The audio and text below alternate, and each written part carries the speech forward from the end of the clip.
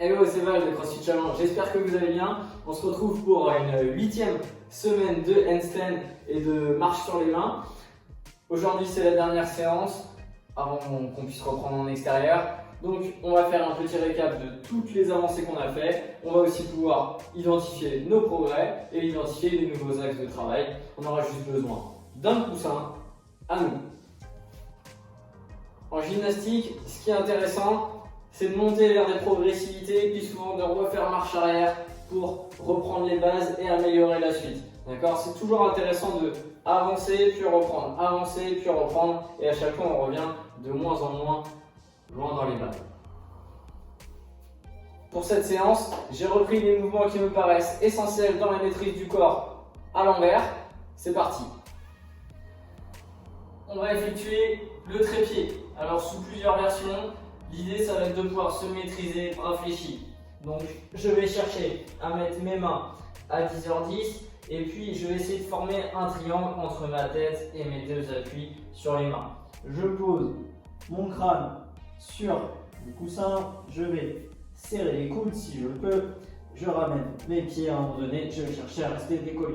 Je garde toujours un petit peu le bas du dos arrondi pour rester en contraction des abdos et après, si je peux, je vais chercher à tendre mon corps.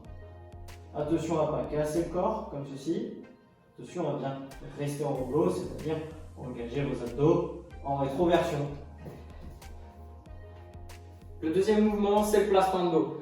Un mouvement qui est assez intéressant pour savoir comment placer ses fesses par rapport à ses épaules. Vous allez devoir monter les deux jambes groupées et rester corps groupé. Et donc vous allez devoir gérer votre équilibre et votre déséquilibre via vos mains. D'accord ? Donc on est bras tendus. Et je vais faire des griffes avec mes doigts pour essayer du coup de maîtriser mon équilibre.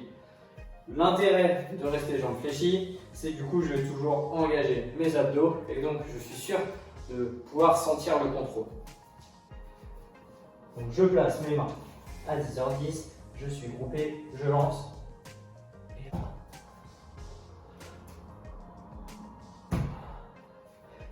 Une fois que j'ai fait plusieurs essais, je vais passer sur la montée à l'équilibre avec une grande fente. L'idée toujours c'est de ne plus toucher le mur, c'est de contrôler votre équilibre. Donc plus vous allez faire une grande fente, comme je l'avais vu sur la vidéo précédente, vous allez chercher à faire une grande fente pour toujours avoir un alignement de la jambe et des bras. Et après on va chercher le plus loin possible. Je fais ma grande fente, je contracte tout, bras aux oreilles.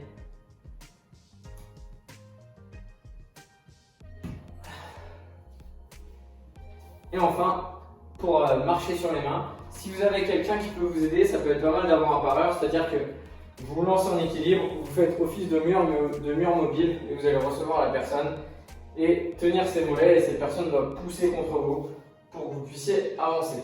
Ok ? Si c'est pas possible, on se base toujours avec un mur pour pas prendre de risques. Ce qu'on veut, c'est marcher vers le mur. Donc si on n'est pas trop à l'aise, on se met à 20 cm du mur et on décolle les mains.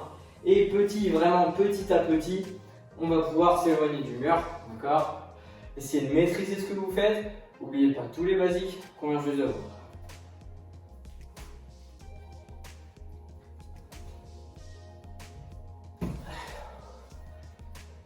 J'espère que cette séance vous aura encore plu.